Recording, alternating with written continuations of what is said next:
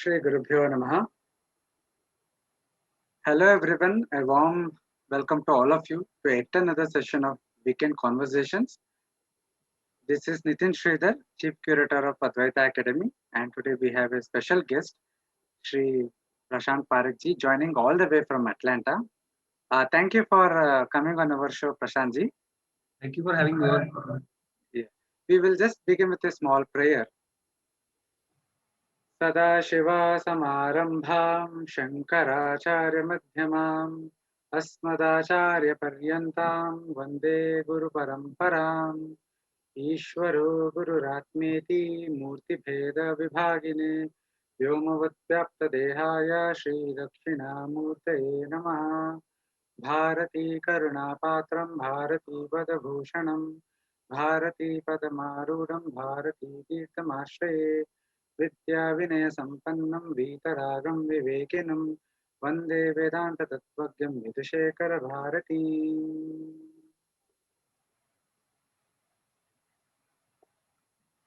Before we start with today's conversation, let me give a very brief bio, a brief introduction to Sri Prashant Parekh ji. He is a student of traditional Advaita Vedanta. Professionally, he has a background in industrial engineering, supply chain, and data analytics. His primary focus is integrating seemingly disparate domains of knowledge ranging from Adhyatma, philosophy, science, culture, etc., and bringing them under a coherent framework. And I think towards this end, he is also working on a few book projects and other things, and which we will know more about in the course of today's conversation. Again, Prashant ji, I'm very happy to welcome you, and we have known each other for quite a long time, and so it's my pleasure to have you here, and thank you for agreeing to do this. Thank you very much, Nitinji. It's a pleasure here as well, and we've had a long history together. So it's good to officially get together on the stage for the first time. So let me straight away jump to my first question about, as I explained to you before, that in this weekend conversation segment, we focus on seekers, seekers like you and me, on the path of Vedanta, and how the journey began, and what are the nuggets, what we have learned through the journey, and all those things. So my first question would be about your family background, especially as we were talking that day. You mentioned that you come from a family which follows Pushti Marga. So how did your family practices, especially Pushti Marga practices, influence your life and outlook while you're growing up? Can you share more about Pushti Marga for the sake of our viewers who are not aware of it? Yes, sure. So we come from a Gujarati family, and oftentimes you'll find amongst many Gujaratis and even Marwadis, there are many Krishna worshippers. And so our Ishta Devta, and the Kul Devta is Srinathji. And there's a Srinathji Mandir in Nathadwara in Rajasthan. So that is very close to, it's not too far away from Mount Abu also. And there's also another temple there called Ranakpur, which is very famous. So it is around about that area. And so many Gujaratis traditionally have been following the Bhakti Marga, and within the Bhakti Marga, particularly the Pushti Marga. So we have traditional acharyas. I'm sure everyone's aware of Adi Shankaracharya, and that way there's also another acharya who posited the Pushti Marga Darshana called Vallabhacharya. So in Pushti Marg, essentially the mode of bhakti is where you look upon Krishna, Sri Krishna, as a child, and what it is invoking is the Vatsalya Bhava. So it is a very beautiful tradition where you have a murti of a Bal Krishna, and he's usually doing something very cute, such as having one leg up, or sucking the toe of the leg, or something very adorable that makes you evoke those parental bhavas that you want to worship Krishna as your own child. And then sometimes you have a jhula, a swing, where you'll put Bhagwan, and then you'll dress him up and you'll bathe him in the morning and all of these things. So it's a very sweet practice, and of course, from the Advaitic standpoint, it obviously leads to tremendous amounts of chitta shuddhi when you are able to soak yourself in this form of Vatsalya Bhakti. Now, when it comes to my family, it's a very mixed background. It's a very strange background in some sense, because uh, aspects of it are traditional, aspects of it are extremely westernized. So, I can speak a little bit about just the makeup of the family and what are some of the influences, positive and negative, that I walked away with. So, my mother comes from a Brahmin family, and my father, he's a Vaishya. And so they incidentally met in college. They studied in the same junior college and met in 11th standard. And it was a consequence of love marriage eventually. So what is interesting is, my mother's side, though being Brahmins, they are not at all traditional. They rejected tradition a very long time ago, unconsciously, just because of the vagaries of living in a big city and getting involved with business. So the traditional aspect of it was more or less put in the background. Whereas my father's side was a bit and is a bit more traditional. Well, I should say was, because most of the people who were traditional have passed away now, unfortunately.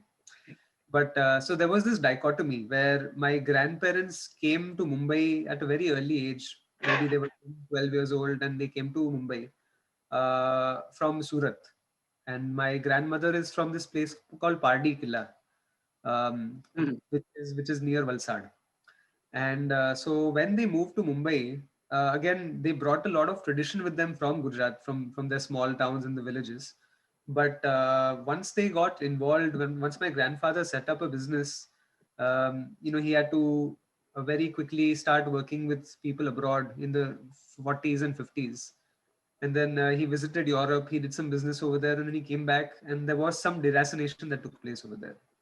This suited booted sort of mentality creeps in to your lifestyle. And so for some time, the tradition had been lost as a consequence of this sort of lopa with um, westernized lifestyle. And such was also the case of people in my grandfather's generation. But what kept things together was my grandmother. She was still very grounded. She was a homemaker. She spent a lot of her day being a very devout practitioner of Pushti Marga. And my parents, on the other hand, grew up in the westernized lifestyle. So they grew up in the disco era. They would go to these, they used to call them pubs, and you had these discotheques. So, so I grew up with a lot of that kind of music, listening to what my parents used to listen to when they were in college. And they used to Okay. chill around. They used to go for these long car drives, and it was they grew up in a very posh neighborhood. And so their friends were usually, one thing, if you notice about Mumbai, I'm sure this is true for every city in the world, but usually, when you come from a moneyed family, you end up becoming deracinated pretty soon, especially when you have a larger Western influence. So that actually happened to my parents' generation, and there was a dichotomy between my grandparents and my parents. Like, my grandparents still carried some tradition with them, my parents did not have much at all. And as I was growing up, maybe I used to visit the mandir once a year at most, if even that much. Like, I don't even remember, visiting that often. But again, so that is one contradictory, almost a negative aspect in my life, that I didn't have a lot of traditional upbringing. But then at the same time, we lived in a joint family. So when I saw my grandmother wake up every single morning, her routine was very clear. She would wake up, she would bathe very early in the morning, then she would start performing her pujas. She would do the Pushti Marg Bhakti. She would bathe Balakrishna. She would dress him up. She would chant mantras. Later on, she had this book where she would write down names of Ganesha every single day, and she would like fill in books and books and books after books. And so I kind of ended up seeing that it was a very subconscious thing that was soaking in my mind, that okay, here are my parents and here's my grandmother, and there is some difference. I didn't really internalize what it was, but there seemed to be a very stark difference. Now what ended up happening is, uh, during this time when I used to go to school, 7 o'clock they used to routinely, like 6:45 in the morning, they would start the Sanskar channel or Astha TV. I think it was Astha, I don't remember. And then there was a Srinath Ji ka darshan that would happen, that they would show a video of Srinath Ji, and then there's that darshan that you do in the morning, and then they close the curtains again. So every morning they would call me there to look at it, and I would do it happily. So then we used to have these pravachans playing on the television. I know a lot of people aren't fond of Asharam Bapu, but again, like, my grandmother used to watch his pravachans, and I must say, whatever else his issues may have been, which I haven't followed very closely, but the pravachans seem to be very legitimate. And so, usually they would make me sit and listen to a few things, and they seem to have made sense at that point. So I can say that there was a lot of samskar that I had from my grandparents. Now, we also had the influence of Swami Akhandandaji and Prempuri Ashram. So for our viewers who may not be familiar, Prempuri Ashram, I would say, is the place in Mumbai if you have to study traditional Vedanta. And great Mahatmas from all over the country come to Prempuri Ashram to conduct pravachans, and they stay there for several months and do series of talks.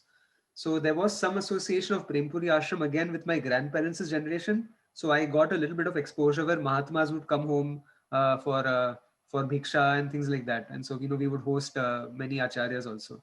And that time, again, I was a little kid. So I'm like, who is this person dressed in orange and he's wearing this mala and vibhuti and all of that? I didn't know any of it. But I had that basic respect and basic courtesy that this is somebody that you have to look upon respectfully. And so again, those mixed samskaras really formed in my mind, that Western plus traditional. So same thing with my environment. None of my friends were particularly traditional at all. It was all about like traveling places and going to this place and traveling to that country and whatnot. There was no grounding in tradition. So again, a very mixed background, but I picked up a few trinkets from the previous generation, which I was very fortunate to do. That's a very fascinating account, Prashant.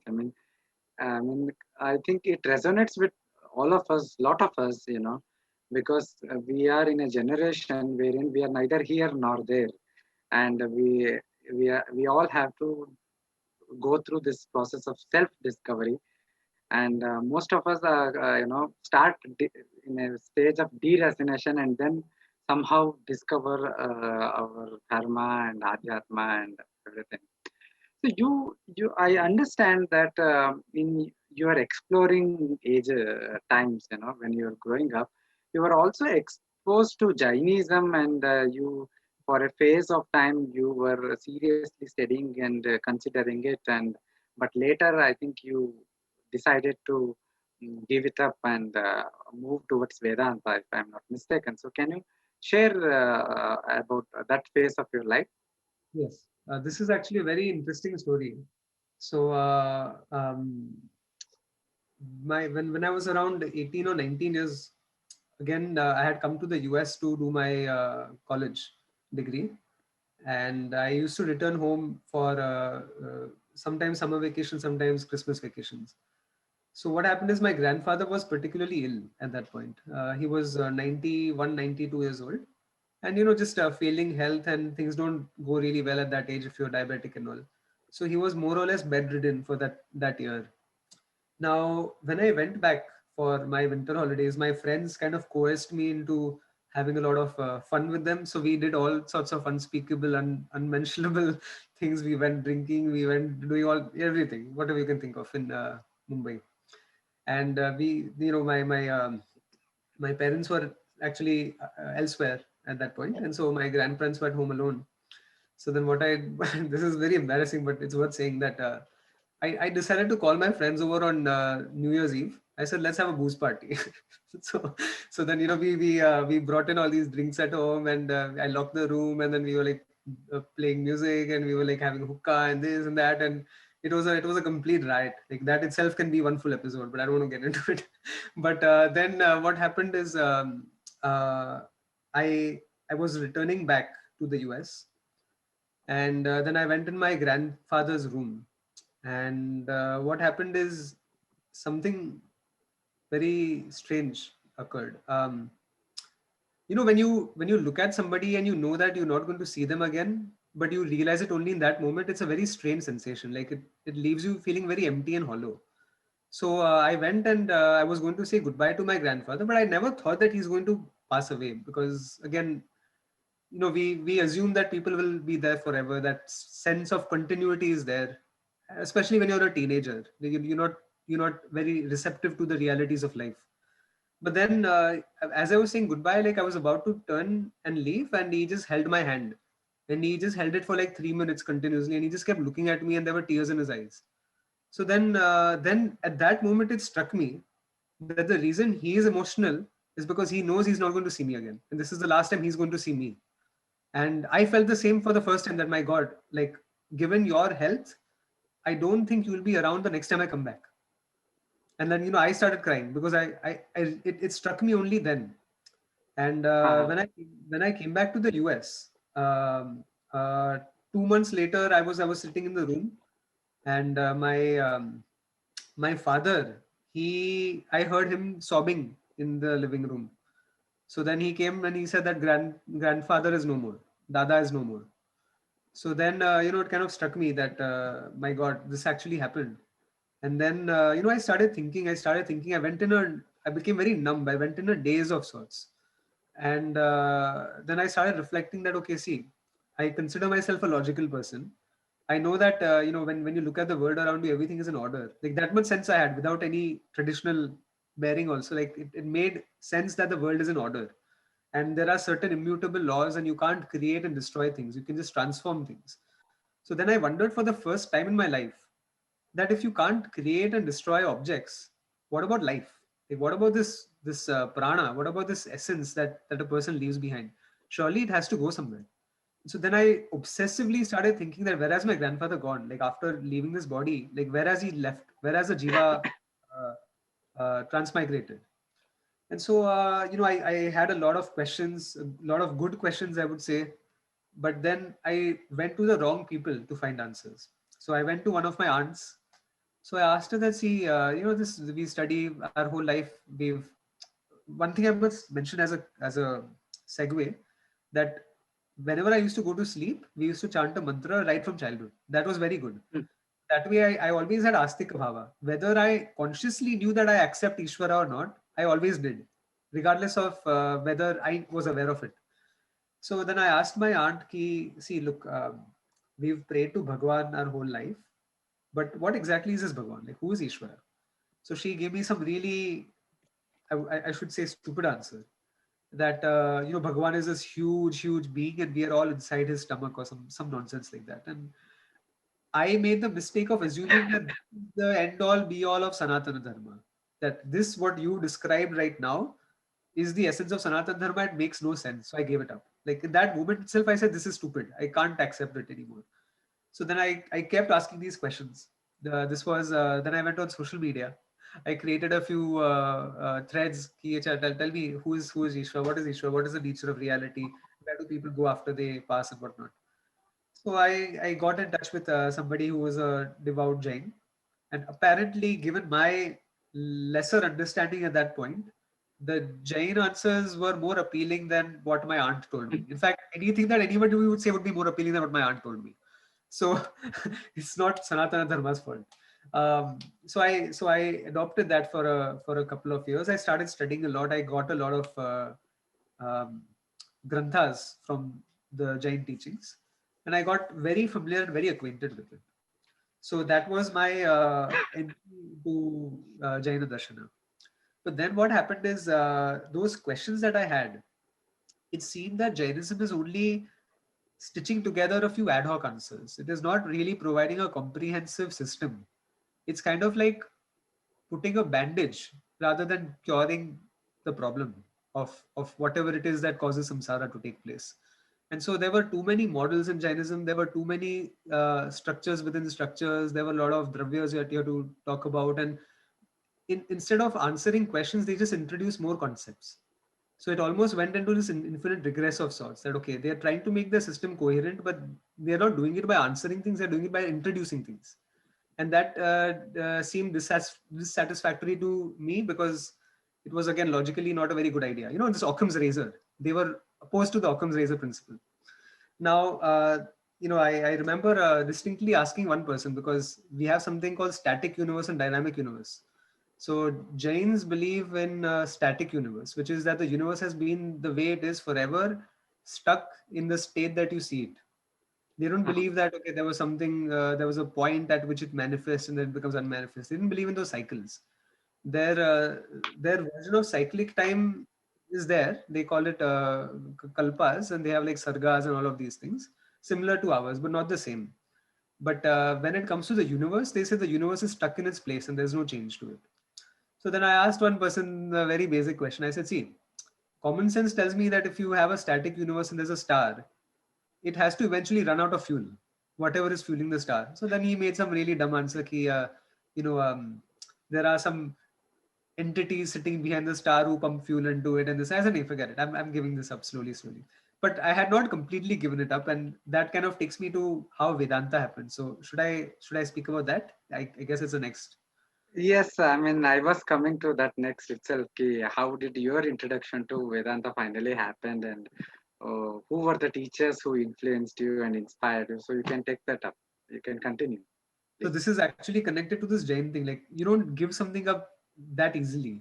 So I still held on assuming that, you know what, maybe the person I'm asking the questions to is not learned enough to give me the responses I want.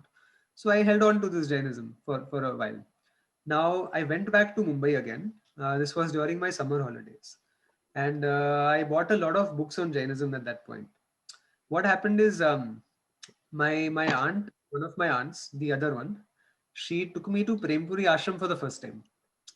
And she said, see, look, you are studying this Jainism, why don't you learn a bit about what we are doing? So, you know, what Hindus are studying, what Sanatana Dharma is about. So I said, okay, you know, I just to kind of make her feel good, I went. And then I met one Mahatma. I forgot his name actually. I should remember it. But so I went in his quarters and I asked him a few questions, and he seemed to have given very beautiful responses. And I didn't understand it because guess what? He was teaching Brahma Sutra to a guy who doesn't know the ABC of you know, Sanatana Dharma. Brahma Sutra is not going to make sense. So I was very bewildered. See, this is going over my head, but it's going over my head in a way that at least I can't find fault in it because I'm too stupid to understand it. Like I don't have the capacity to understand it. So that was a different feeling altogether. What my aunt said was silly, but this was like, my God, this is like PhD level, something else only. So then I walked away with an open mind. Ki, "theek hai, chalo." But one very interesting thing happened. As I was going out, one gentleman like bumped into me and he had this bag of books. So then he put it in my hands like this. And I was like very confounded. Ki, what is this? What is this? He said, one day this will be of use to you. So I said, okay, thank you, uncle. So then I went home and I was about to leave back for Was the US. that sorry? Was that gentleman a Swamiji or some visitor or something like that? Some grihastha only, some visitor. Okay. Huh. So he had this bag with books, he gave it to me. So Okay. I said, okay, thank you. Then I went back home and I had to return to the US. Now I'm a very sloppy packer. I can't pack my bags very well. So I asked my grandmother to help me because she do it very neatly and add those compartments and all that. And I had to take these the books I bought on Jainism to the US. So then I went, my bags were packed, whatever. Then what happened is in the flight, I opened my handbag. There was nobody to talk to. Everybody next to me was asleep. I didn't want to watch a movie. So I decided, okay, let me study more on this Jain stuff that I bought. But instead, my grandmother packed the other set of books that uncle gave. So I opened it up. I said, look, I have to read something. I might as well do it. And then the first book I opened up was the teaching of Bhagavad Gita by Swami Dayananda Saraswati ji, Puja Swami ji from Ashram. So then I was still in the Jainism mindset.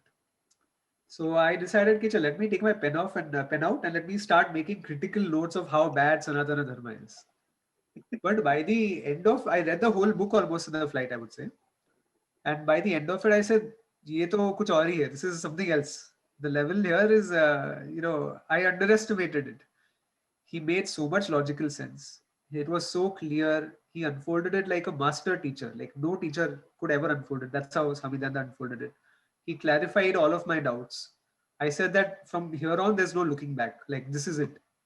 So then I went back to the US. I still had a doubt in my mind, by the way. I said, see, the Swami Dayananda Saraswati, we studied about him in school. Arya Samaj fellow, na?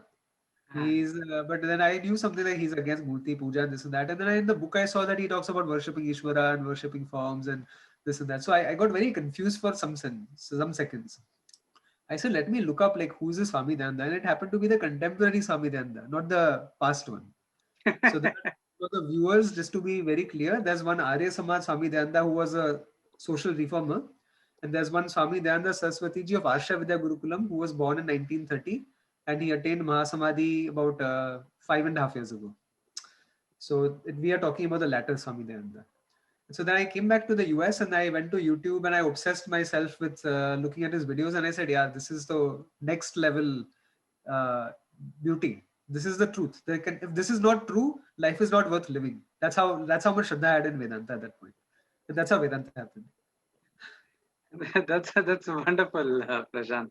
So apart from Swami Dayananda, did you study directly under Swami Dayananda Saraswati ji, or did you study under any other teachers later when you took up more serious study of Vedanta?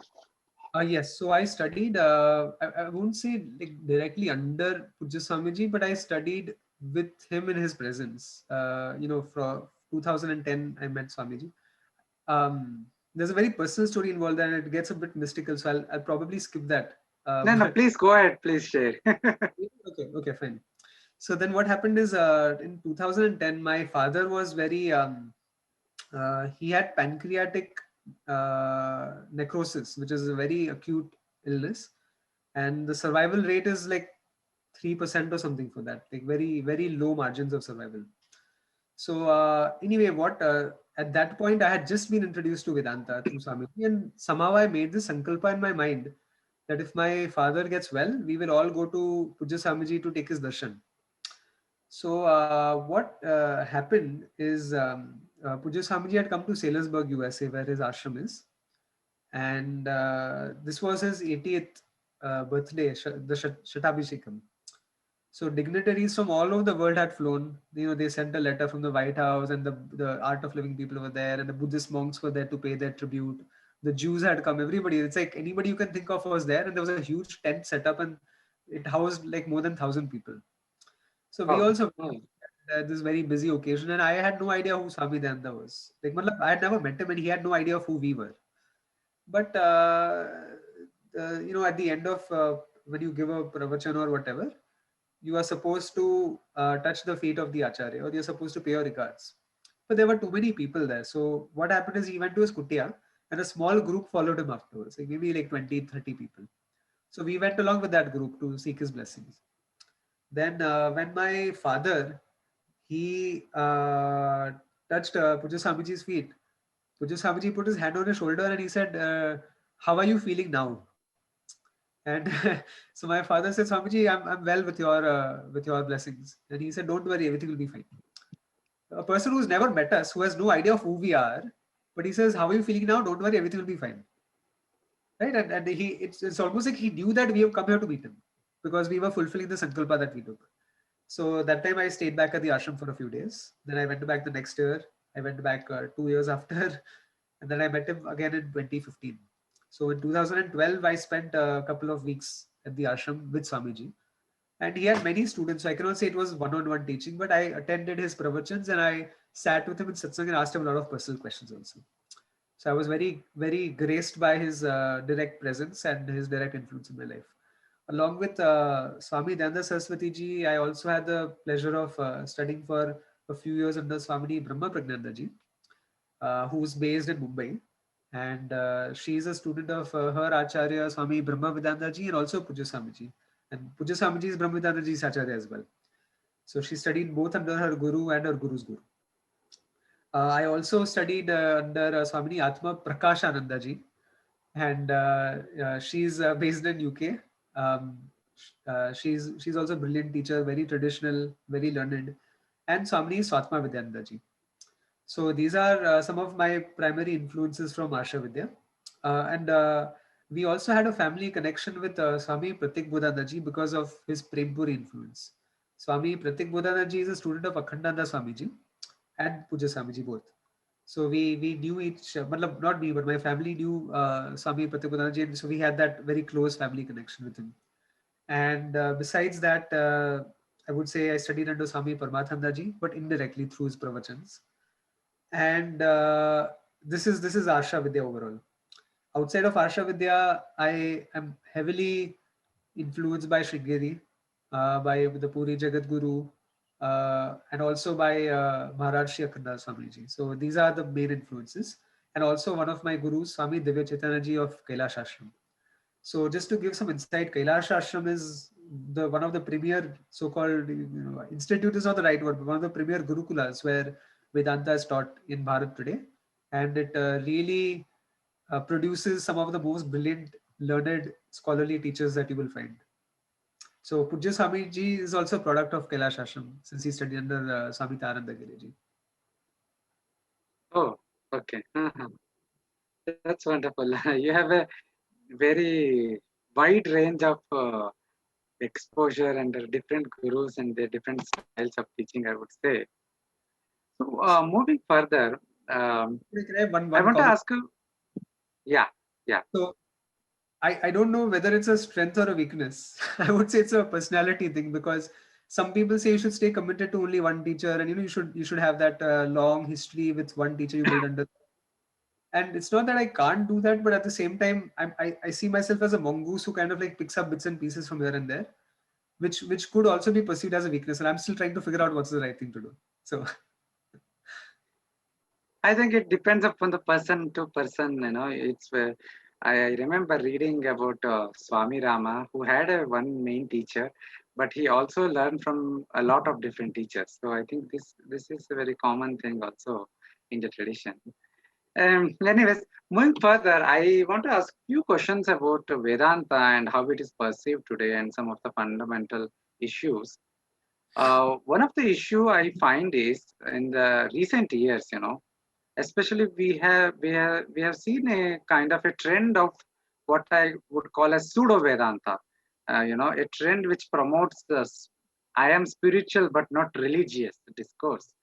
So, what are your thoughts on this?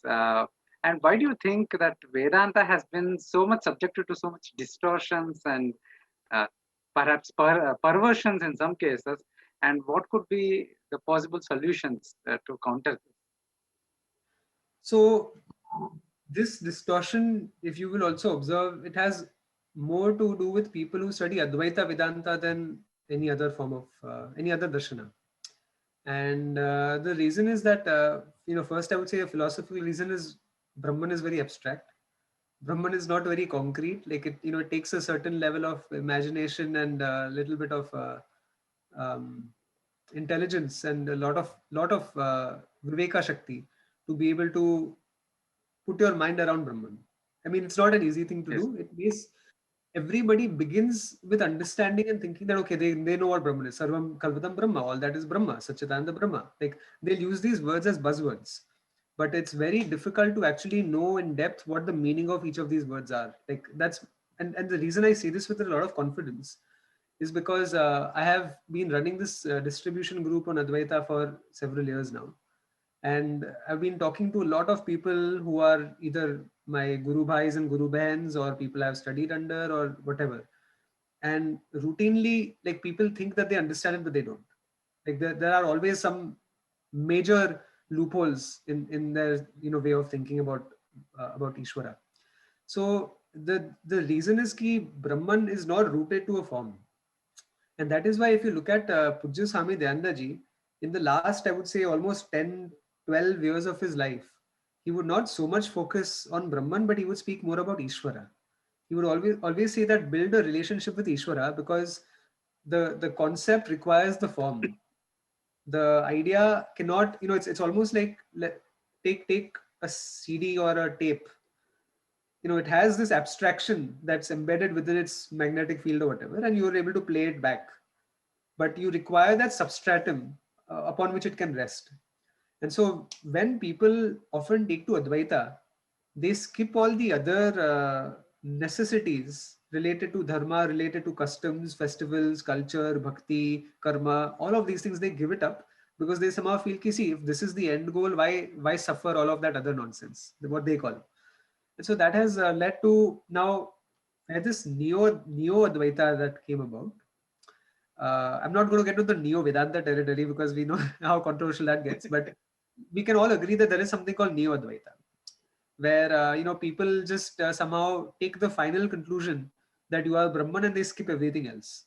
So the way I look at it is that imagine that you are standing on one mountain and there's another mountain on the other side of the valley, and there's a narrow bridge connecting the two. And somehow they don't realize that you have to walk that bridge. They just see the goal on the other side.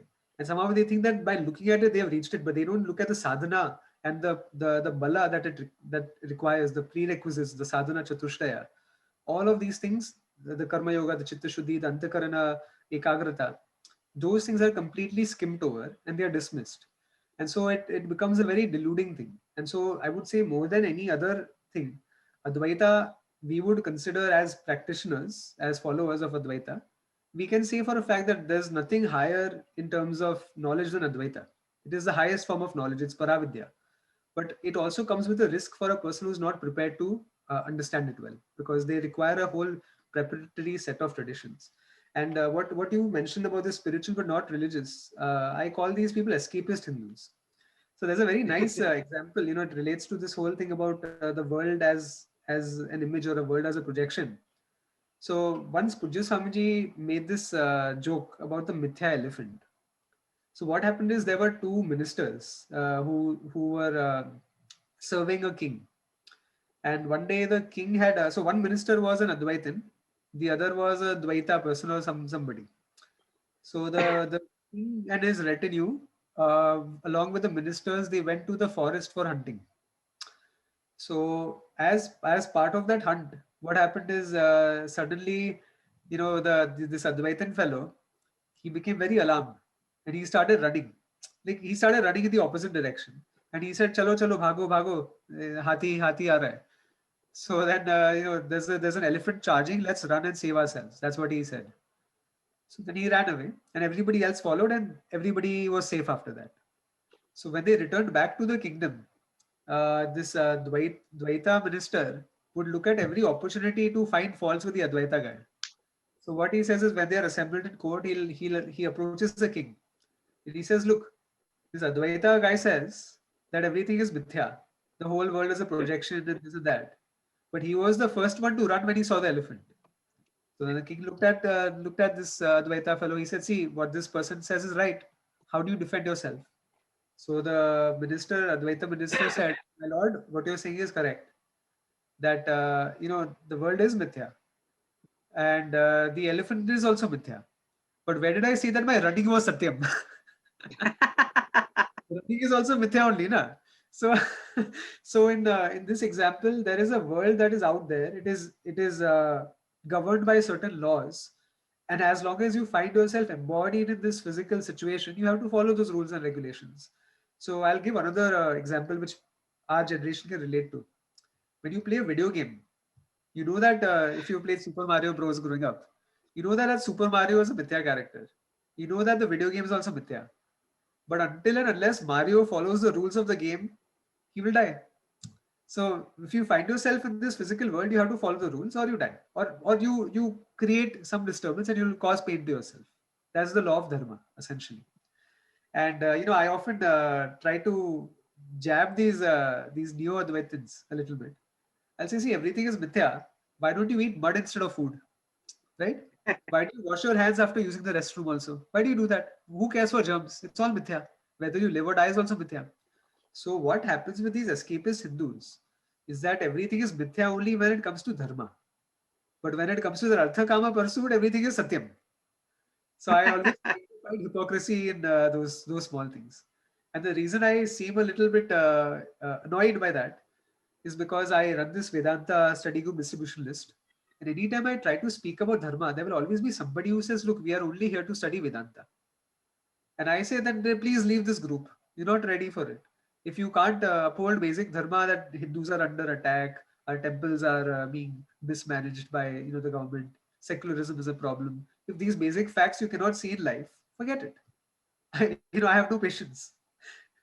After a certain point, you have to give some due to dharma also, because we are only here because of the dharmic sacrifices of our forebears, not because of Vedanta alone. So, Prashant, you make a very important observation about the sidelining of dharma. I would go a step further and observe that this is not only true about the students and the seekers, but it is also true about the teachers of Vedanta.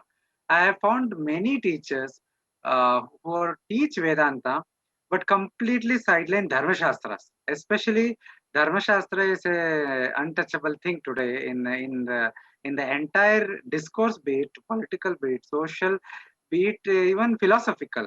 I mean, especially you cannot bring in the notions of shaucha, ashaucha, notions of varna, ashrama, or anything when you speak of Vedanta.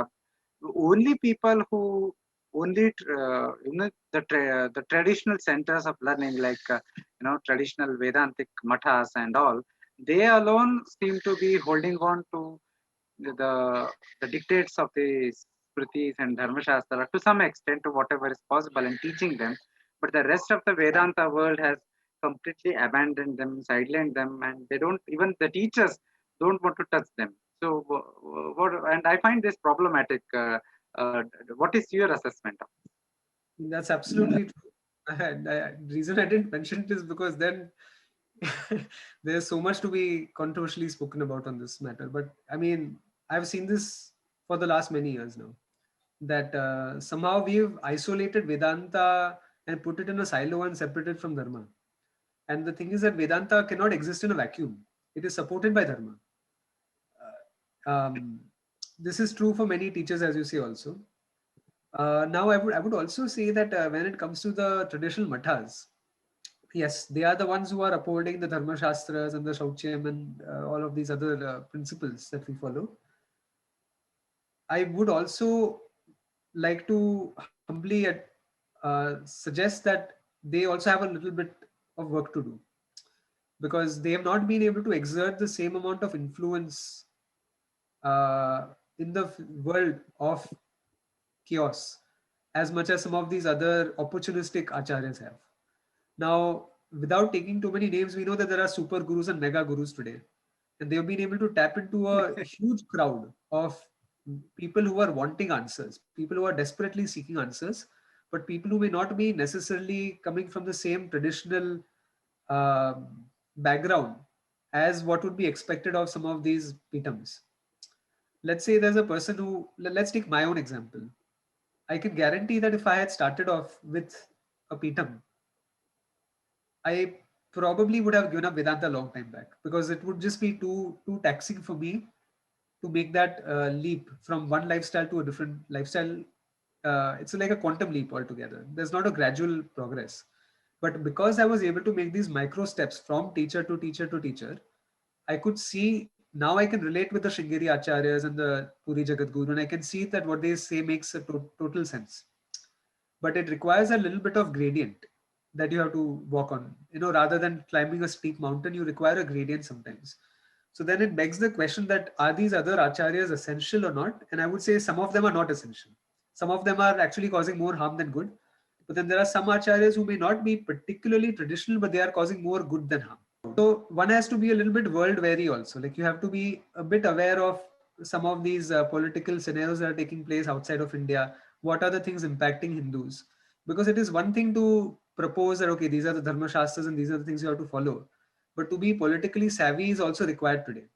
Now, I would say I'm not a huge fan of Jaggi Vasudevji for many reasons. But at the same time, I appreciate when he takes down these secular reporters in a big way. Like, he'll take them down, he'll break them apart. He'll completely dismantle their arguments when it comes to issues of nationalism or secularism and all. But then he gets it totally wrong when it comes to our Shastras, because he himself claims he has not read the Shastras. So can we actually expect some of these things from our Pitams as well, where I understand that, the role of the Jagat Guru is to engage in the study of Shastra, to focus on their sadhanas, to ultimately attain mukti and, pass on the traditional framework of Advaita Vedanta. That is their primary mukhya dharma, no doubt about that. But could certain appointments be made within the Pitham itself by not the Jagat Gurus, but by maybe other scholars who are actually enlisted for the primary task of understanding the political playground that Hindus find themselves within, and to be very savvy about it, and to be almost like giving executive summaries to the Jagat Gurus about what's happening, right? That would be very important. And I feel that's a huge gap that is being filled by acharyas who are not qualified. So that's my personal take. Thank you, Prashant. That was a interesting take. I think the current scenario is too chaotic, as you say, and too many things happening at too many levels. And the greatest issue is to be or not to be. You know, I find that the shishyas, the society itself, if a sannyasi does something, he is criticized. If he does not do something, he is then also criticized. I I find it a little bit funny sometimes. You know, yeah. One sannyasi becomes a chief minister, he is criticized for abandoning sannyasa. Another sannyasi does not indulge in politics and keeps aloof. He is criticized for being aloof.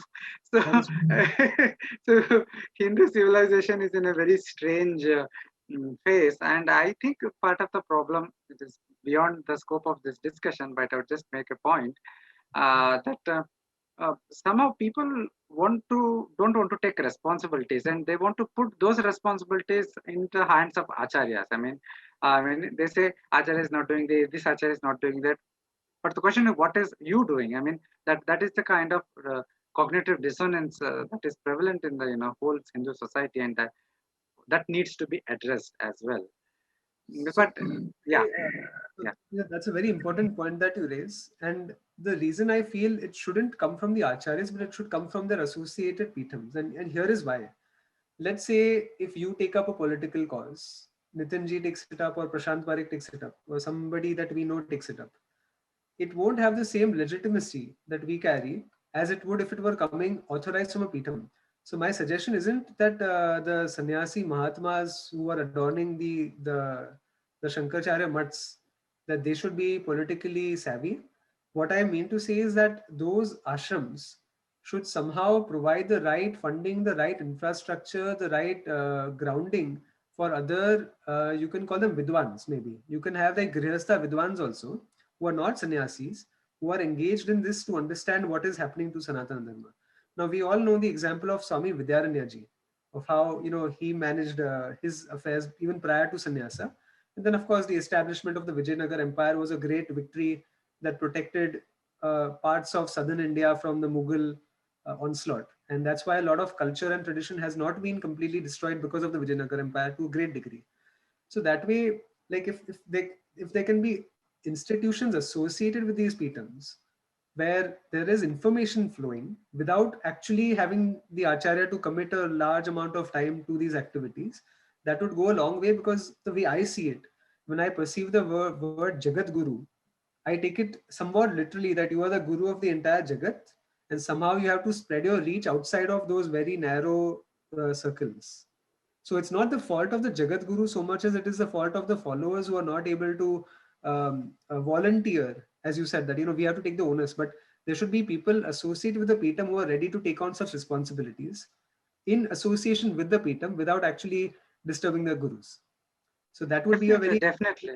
Yes. I think I was reading, recently I had a debate with somebody and who was claiming that, Shankaracharyas and such Jagat Gurus, Peethadhikaris should not speak about social issues or issues on dharma and issues on socio-political issues and such thing.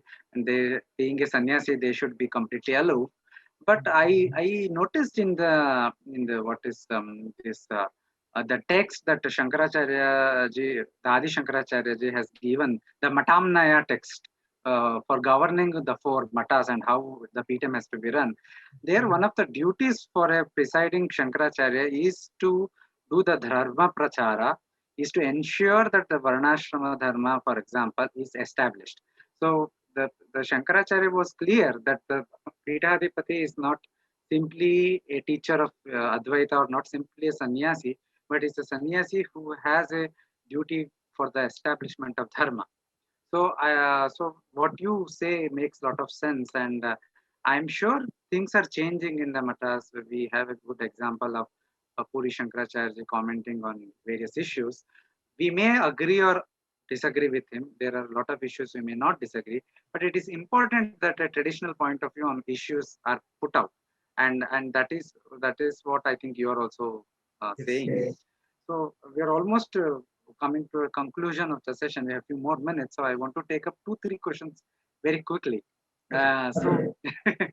So, one thing is, in Advaita tradition, we have this different prakriyas.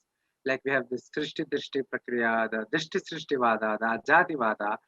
All of them are, their function is to teach the highest reality.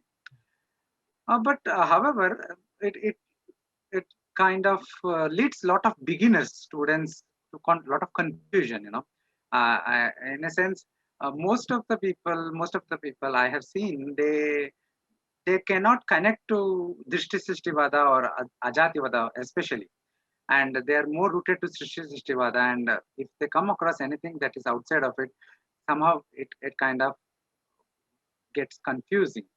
So, how do you see this? How do you understand these prakriyas, their mutual relationship, and any suggestions to the beginners from your own experience, how to reconcile them? Yes. So one thing I realized very, very early on, in fact, that's what led me to Vedanta, is that when we speak about the world, we are only talking in models. We have different models and ways in which we are perceiving the world. So when it comes to Advaita, there's only one reality, it's Paramatikam. And when you talk about Brahman, there's nothing to speak about. It's like, even to say that Brahman requires Vyavaharika for that. But all that there is Brahman is a fact, and there are no models that can actually surmise this accurately. Every model is incomplete on its own, but there are different models which are stepping stones which lead to closer and closer towards that ultimate truths. It's almost like you know it's a circle, and every point on the circle is a model that's pointing towards the center, but you never quite touch the center because nothing can touch Brahman. And that's why the Upanishads say that words do not go there, the mind does not go there, everything falls short of Brahman. So if a person can understand that, whether you talk about Shrishti Drishti Vada or Drishti Shrishti Vada or Ekajati Vada and this and that, um, Ekajiva Vada rather, all of them are only indicating that, okay, there is this truth that's Brahman, and there are different gradients at which you can look at it. Some are closer to that truth, some are further away from that truth.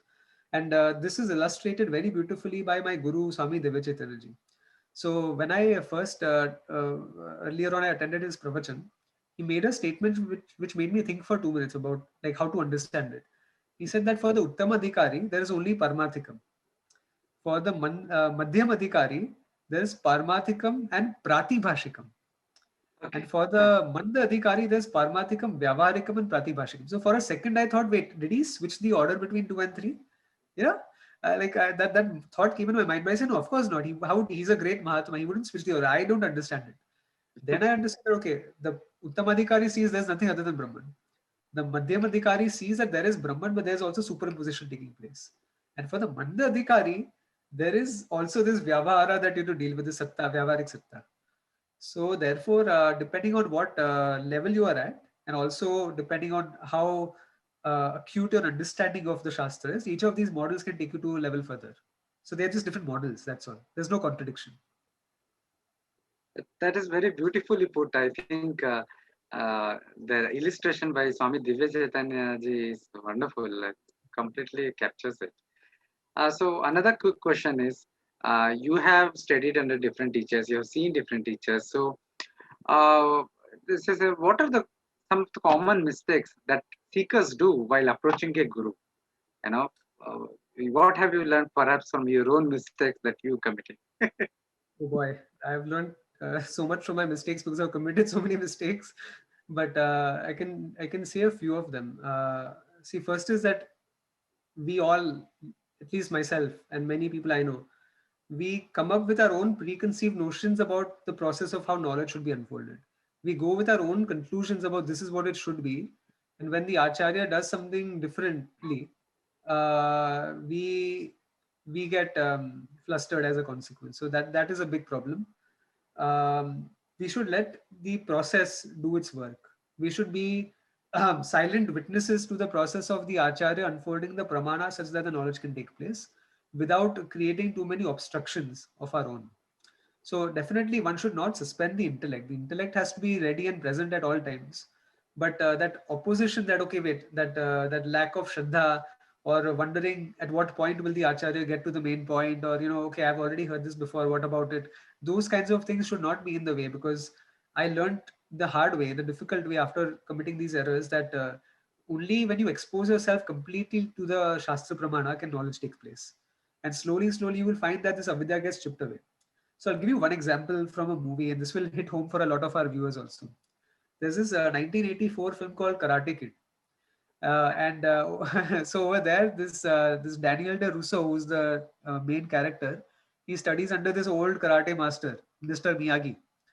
And so he's being bullied by his friends in school. So he says, okay, teach me karate. But rather than teaching karate, he makes him do his household chores. So first he says, okay, wax the car, wax the car. Okay, paint the fence, paint the fence. Then he says, sand the floor, like, sanding the floor and smoothing it and scrubbing it out and all. And that way he'll make him do different tasks.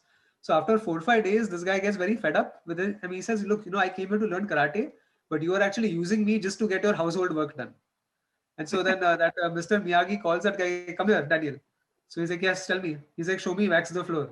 So he's like, what? He's like, show me wax the floor. Say, okay. And then he punches him and that's a block. Then he says, show me paint the fence. So he hits him from the top and that's a block. And that's a down block. And that's a side block and that's a left block. And so all of these techniques basically became part of his muscle memory, which made him a better fighter. So sometimes when the guru is making you do certain things or giving you certain upadeshas, it doesn't have to make sense in the moment, but eventually it is going to be for your own good, provided you found a sampradaya with guru. It cannot be any Tom, Dick and Harry. It has to be a legitimate acharya. That's for sure. And then you will find that when you suspend your judgment, but you continue to use your intellect, you will benefit from that process. And that's my primary advice based on my own mistake, that please suspend your judgment when you're studying under a legitimate teacher. But make the choice should be in making sure that you have a good teacher. That's where you have to utilize your choice. I think all the judgment and testing should happen before accepting somebody as a teacher and not after accepting. I think that is an important reminder for all the seekers. Same thing in marriage also. Do all the testing and all before, not after, right? Like, don't doubt your spouse after marriage. You do make all your clarifications take place before that. Like in any relationship, the Shraddha has to be the basis of a relationship, but you have to use your judgment prior to that. So that's very true. By the way, that Karate Kid is one of my favorite movies as well. I have watched it n number of times. So my last question I want to ask, since we're almost out of time, so we won't be taking viewers' question today. I believe you're currently working on a few book projects, and these are something related to Hindu civilization, Sanatan Dharma. So can you just briefly shed light on the kind of themes that you are working on? So I have 2 projects. Again, I started on one, but I'm putting that a bit on suspension. The first one is going to be looking at the metaphysics of Dharma as the foundation of reality, and it's going to be touching upon a lot of things, like you're going from chaos to complexity to entropy to statistical dynamics to mithya models to understanding the world categorically, free will. That's going to touch upon a lot of things in a very coherent flow. But I don't feel at the moment I'm completely abreast with all of the things that I need to know before I can put it into motion. So I'm actually again like taking a break and getting into this learning phase before I can make contributions to that book. The other book that I'm very soon about to start is going to be Dharma and the social interpretations that you can come up with based on Dharma.